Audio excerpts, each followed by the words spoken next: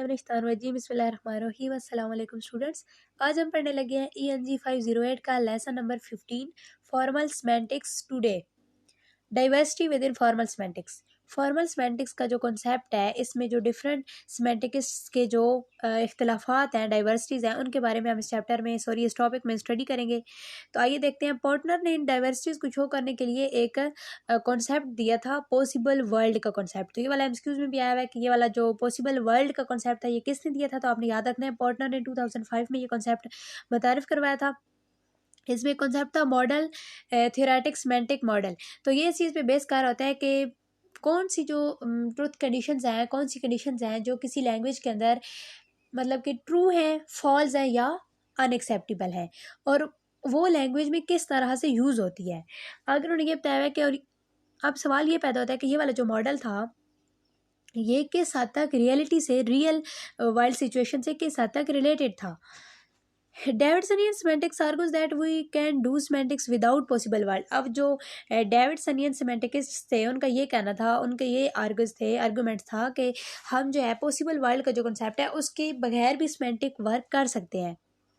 उनका ये कहना था कि पॉसिबल वर्ल्ड को रिप्रेजेंट करने के लिए जो ट्रूथ कंडीशन का कॉन्सेप्ट है, ये राइट वे नहीं है।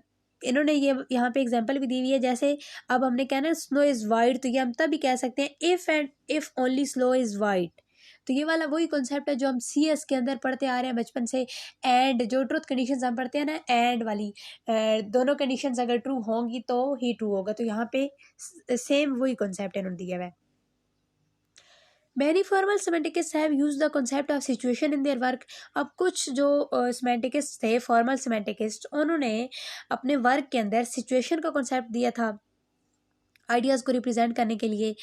और semantics talking about situation as a mind partial reality or partial model of reality. The role of sentence is to classify situations according to some more general feature of reality. There are constraints which relate situation to one kind of situation to another kind। उन्होंने ये बताया था कि हमारे mind में जो intended situations होती है और जो रियल वर्ल्ड में सिचुएशन होती है, और जो सिचुएशंस होती हैं डिफरेंट, एक दूसरे से किस तरह से रिलेटेड होती हैं, लिंक्ड होती हैं एक दूसरे से। आगे हमारे पास है relationship with other varieties of semantic, यानी फॉर्मल सिमेंटिक्स जो है उसका सिमेंटिक्स की दूसरी वैरायटीज के साथ किस टाइप का रिलेशनशिप है, किस तरह से वो लिंक्ड है। Formal semantics relates to other varieties such as semiotic, reference and lexicology. तो ये वाला हाईलाइट कर ले, ये वाला एमसीक्यूज में भी आ सकता है, क्वेश्चन में भी आ सकता है कि जो फॉर्मल सिमेंटिक है, ये कौन कौन सी वैरायटी से रिलेटेड है। और जो तमाम सिमेंटिकिस्ट हैं ना, वो फॉर्मल सिमेंटिक को नहीं मानते हैं। कुछ जो है वो बिल्कुल इसके अगेंस्ट हैं, और कुछ जो है इसकी यानी कुछ पॉइंट्स पे इतफाक़ करते हैं और कुछ पॉइंट्स पे उनका एतराज़ात हैं, डाइवर्सिटीज़ है, वो नहीं मानते हैं। अब यहाँ उन्होंने यही बताया हुआ है, इस टॉपिक के अंदर ऐसा कुछ इंपॉर्टेंट नहीं है। अब आगे उन्होंने ये बताया हुआ है कि अगर हम इंडिविजुअली लिंग्विस्टिक कॉन्सेप्ट को लें ना, तो कुछ जो है किसी एक अप्रोच को एडवोकेट कर रहे हैं और उसके रिजल्ट्स को इग्नोर कर रहे हैं। And in others and the leads to the duplication of the effort and to avoidable mistakes. उन्होंने ये बताया है कि कुछ सब जो है ना, वो फॉर्मल सिमेंटिक्स पे बिलीव नहीं रखते हैं। कुछ जो है उनका कुछ ने इस अप्रोच में कुछ मिस्टेक्स निकाली हैं, कुछ इसके रिजल्ट से इत्तेफाक नहीं करते हैं, वगैरह वगैरह। आगे हमारे पास है रिलेशनशिप विद अदर फील्ड। पहले हमने पढ़ा रिलेशनशिप विद अदर वैरायटीज़। अब सिमेंटिक का बाकी फील्ड्स के साथ किस टाइप का रिलेशनशिप है, तो ये इसकी पहली लाइन हाईलाइट कर लें। सिमेंटिक का जो रिलेशनशिप है, क्लोजेस्ट रिलेशनशिप है, वो है सिंटैक्स के साथ, प्रैग्मेटिक के साथ एंड फिलोसफी के साथ। सिंटैक्स आप लोग को पता है, syntactic structure of the sentence, उसको हम कहते हैं सिंटैक्स। और pragmatic hidden meaning, invisible meaning, तो उनकी स्टडी को हम कहते हैं प्रैग्मेटिक। तो इन फील्ड्स के अंदर अगर कोई न्यू आइडियाज़ इंट्रोड्यूस होते हैं, कुछ न्यू इन्वेंशंस होती हैं, तो उसका सिमेंटिक पे बहुत गहरा असर होता है, और किस तरह से सिमेंटिक्स लैंग्वेज को लेके सोचते हैं। आगे हमारे पास है फॉर्मल सिमेंटिक्स जो है, ये कुछ और फील्ड के साथ भी, कुछ और टर्म्स के साथ भी इसका कनेक्शन है, जैसे logic, computer science and cognitive science. अब इनसे इसका किस टाइप का रिलेशनशिप है, तो ये वाला एमसीक्यूज में आ सकता है, इसको भी हाईलाइट करना है आपने। The fundamental goal of the logic is to categorize valid pattern of reasoning. तो लॉजिक के अंदर हम क्या कर रहे होते हैं, वैलिड पैटर्न ऑफ रीजनिंग को कैटेगराइज कर रहे होते हैं। A human language is ambiguous and vague. Logicians have developed artificial and logical language, क्योंकि ह्यूमन लैंग्वेज जो है वो उसमें एम्बिगिटी पाई जाती है और वो वैग है। तो जो लॉजिशियंस हैं, उन्होंने कुछ आर्टिफिशियल और लॉजिक लैंग्वेज के अंदर डिवेलप्ड किए हैं। Formal semantic is linked with computer science for both intellectual and practical reason. अब जो फॉर्मल सिमेंटिक है वो कंप्यूटर साइंस से क्यों रिलेटेड है? Because of intellectual and practical reason. Cognitive science focus on understanding of the human mind.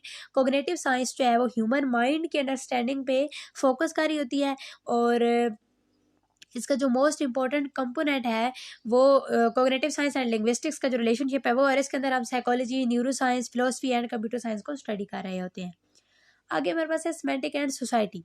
पहले हमने पढ़ा सिमेंटिक का जो है ना फॉर्मल सिमेंटिक दूसरी वैरायटी से किस तरह से रिलेटेड है, फिर हमने पढ़ा है कि सिमेंटिक जो है ये दूसरी फील्ड से किस तरह से रिलेटेड है, और हम पढ़ने लगे हैं कि सिमेंटिक्स का सोसाइटी के साथ किस टाइप का रिलेशनशिप होता है।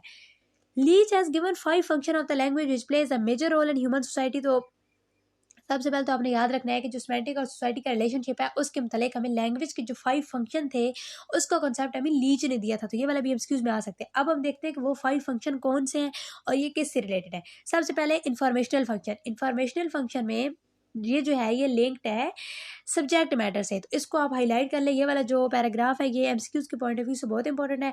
इंफॉर्मेशनल फंक्शन किस चीज़ से लिंक है? सब्जेक्ट मैटर से। एक्सप्रेसिव, नाम से जाहिर है ये हमारी फीलिंग्स और एटीट्यूड्स को हम किस तरह से एक्सप्रेस कर रहे होते हैं, ये उससे रिलेटेड है। डायरेक्टिव फंक्शन जिसमें हम के बिहेवियर और एटीट्यूड से रिलेटेड है, और इसमें हम किस तरह से कमांड दे रहे होते हैं, किस तरह से या डायरेक्ट रिक्वेस्ट कर रहे होते हैं डायरेक्टिव फंक्शन में। एस्थेटिक फंक्शन जो है ये रिलेटेड है पोएटिक एक्सप्रेशन से। एस्थेटिक पोएटिक, तो ये आप इस तरह से नाम से याद रख सकते हैं।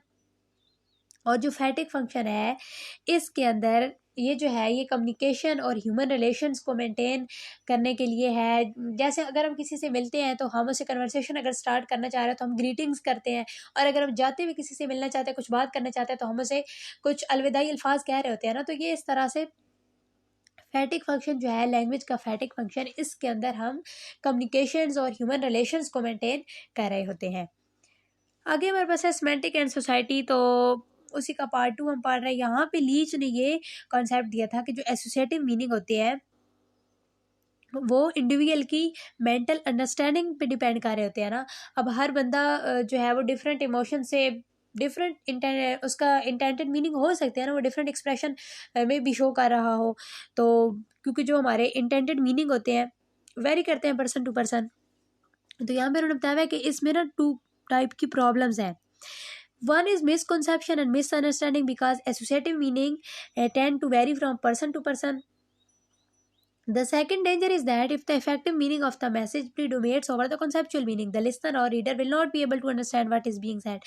और दूसरा इशू यहाँ पे उन्होंने ये बताया है कि जो हमारे एसोसिएटिव मीनिंग होते हैं वो हमारे कॉन्सेप्चुअल मीनिंग पे हावी आ जाते हैं, तो इस तरह से अगला बंदा हमारी बात को नहीं समझ पा रहा होता है। लाइक हमने कहना कुछ और होता है और हम उस चीज़ को लेकर हमारे जो अपने माइंड में कॉन्सेप्ट होते हैं ना वो हम बात कर रहे होते हैं, जो मैसेज कन्वे करना चाह रहे होते हैं वो नहीं कर पा रहे होते हैं।